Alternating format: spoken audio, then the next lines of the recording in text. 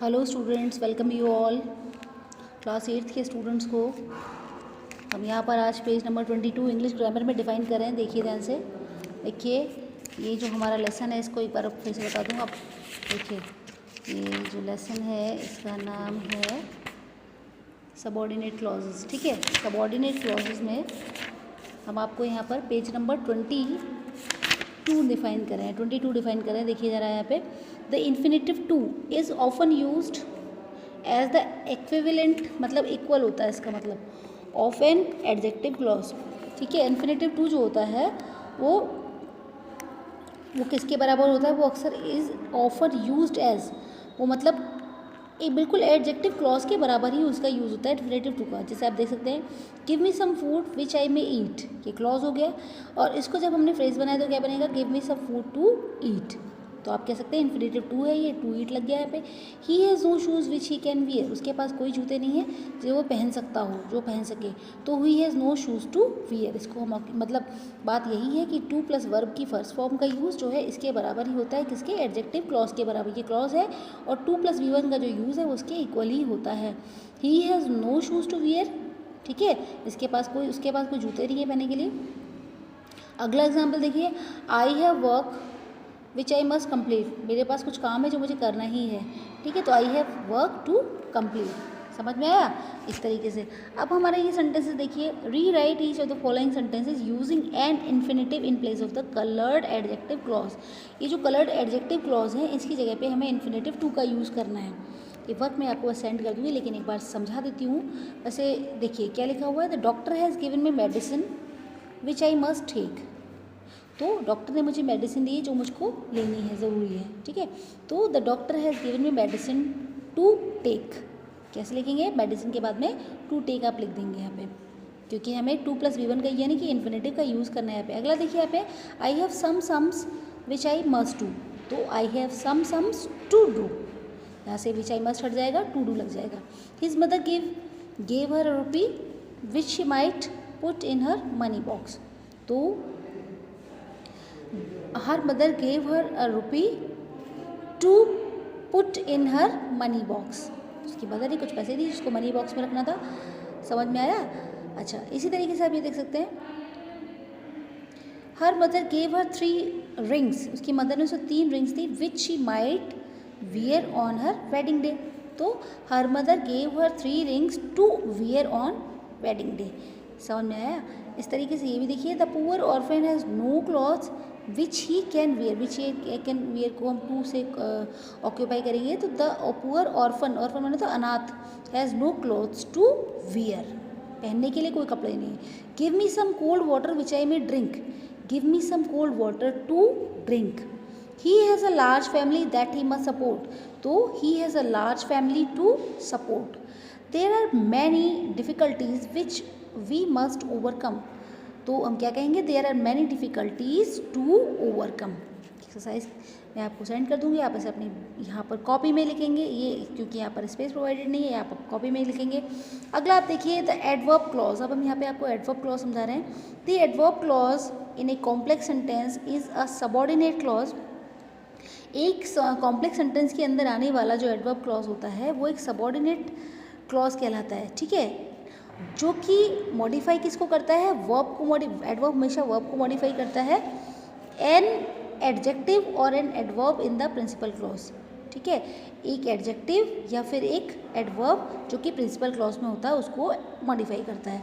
अब आप देखिए, you may sit wherever you like, he advanced as far as dared, वो आगे बढ़ा जितनी उसमें हिम्मत थी।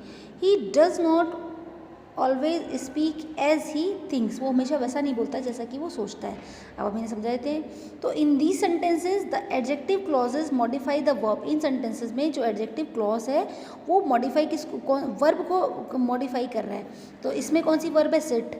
ठीक है, दूसरे वाले में वर्ब कौन सी है? एडवांस्ड। आप देख सकते हैं यहाँ पे एडजेक्टिव है ना, तो ये एडजेक्टिव फार, और एडजेक्टिव फार जो है एंड एडवर्ब ऑलवेज। इस तरीके से देखिए, इन ए बी एंड सी। दोबारा समझा देती हूँ, in the sentences the adverb clauses modify the verb sit. ठीक है, adjective far and adverb always, adverb यानी ad plus verb equals to adverb कहलाता है। इस तरीके से उन्होंने यहाँ पे उसको क्लियर किया हुआ है। अब आप देख सकते हैं इसमें काइंड्स ऑफ एडवर्ब क्लॉज बताए गए हैं। एडवर्ब क्लॉज में भी classified into 9 types given below. 9 प्रकार के एडवर्ब क्लॉज होते हैं, जिसमें कि पहला है टाइम, पर्पस, कंपैरिजन, उसके बाद है आपका प्लेस, रिजल्ट और मैनर, इस तरीके से। और यहाँ पर देखिए अगला है कॉज, कंडीशन, कंसेशन। इतने तरीके के एडवर्ब क्लॉज होते हैं। तो एक या दो तरीके के, 3-4 तरीके के भी जितना हम बताते हैं। अब देखिए सबसे पहला आता है adverb clause of time. Adverb clause of time क्या बताता है? ये इंट्रोड्यूस करता है by the subordinating conjunction when, before, while, till, as, after, ETC, since. ठीक है, ये जो वर्ड्स हैं ये बताते हैं कि ये एडवर्ब क्लॉज ऑफ टाइम है। एक क्लॉज इसलिए क्योंकि वहाँ पे सब्जेक्ट और उसी का पूरा प्रेडिकेट दिया था, इसलिए इसको क्लॉज बोलेंगे।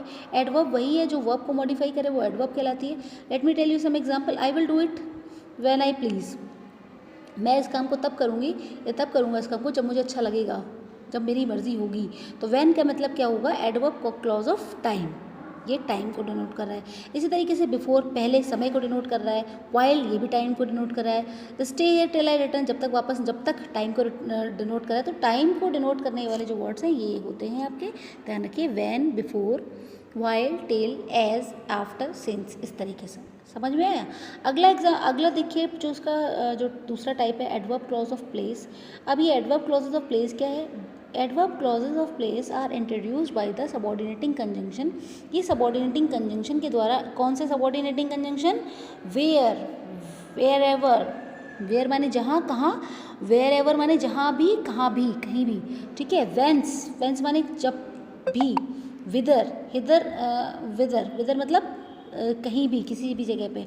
ठीक है, तो आप देख सकते हैं where there is a will there is a way, ये एक तरीके का फ्रेज है, जहाँ चाह वहाँ रहा। तो वेयर मतलब क्या हो गया? प्लेस, प्लेस को बता रहा है, इंट्रोड्यूस कर रहा है प्लेस को। The dog followed him wherever he went, जहाँ वो गया डॉग ने उसको फॉलो किया। समझ में आया? Do you know when she come, आपको पता है वो कब आई, किस समय पे, किस टाइम पे। He makes friends whither so ever he, मतलब जिधर, विदर मतलब होता है जिधर, इसका हिंदी मतलब है जिधर, मतलब वो जिधर भी गया उसने वहाँ पर ही अपने फ्रेंड्स बना लिए। तो ये क्या प्लेस को, ये मतलब प्लेसेस हैं ये। जिधर मतलब किधर, जगह का नाम, किसी भी जगह के लिए। वेन्स मतलब किसी भी प्लेस के लिए। वेयर एवर जहाँ भी, ये प्लेस को डिनोट कर रहा है। तो ये समझ सकते हैं एडवर्ब क्लॉजेज ऑफ प्लेस के लिए यूज़ हुआ है। थर्ड क्लॉज और समझा देती हूँ आपको, एडवर्ब क्लॉजेज ऑफ कॉज और रीज़न। जहाँ पर कॉज और रीज़न हो वो एडवर्ब क्लॉजेज ऑफ रीज़न और कॉज कहलाता है। देख सकते हैं यहाँ पे एडवर्ब क्लॉजेज ऑफ रीज़न और cause are introduced by the subordinating conjunction because, क्योंकि, ठीक है, एज, दैट, सिंस, एट्सेट्रा। ठीक है, ये जो वर्ड्स होते हैं ये आपके एडवर्ब क्लॉजेज ऑफ कॉज या रीज़न कहलाते हैं। एग्जाम्पल आप देख सकते हैं, the child cried because he was hungry. Reason दिया गया है बच्चे को रोने का, बिकॉज ही वॉज हंग्री। तो ये इंट्रोड्यूस कर रहा है एडवर्ब क्लॉज को। इसी तरीके से अगला एग्जाम्पल भी आप देखिए, as I am suffering from fever I can not go to the office today. भाई जैसा कि आज मुझे बुखार है इसलिए मैं ऑफिस नहीं जा सकता हूँ आज। तो सिंपल सी बात है, रीज़न दिया हुआ है, एडवर्ब ऑफ रीज़न, ये रीज़न ही है। Since she says so I must believe it. Since का मतलब ऐसा होता है, टाइमिंग के लिए भी सिंस का यूज़ होता है, और सिंस आपका कॉज के लिए भी शो करता है। मतलब जब से उसने ये कहा है, जब उसने ये वाली बात बोली है, मुझे उसकी बातों का विश्वास है। उसके बोलने के बाद से मुझे उसकी बात का विश्वास है। तो ये एडवर्ब ऑफ रीज़न के तरीके से भी काम कर सकता है, और एडवर्ब क्लॉज ऑफ कह सकते हैं आप यहाँ पर टाइमिंग के तरीके से भी सिंस काम करता है। ओके, इतना आप समझिए। ए वाला और देख लेते हैं हम एक बार, adverb clauses of purpose. Purpose माने होता है उद्देश्य, टारगेट, है ना।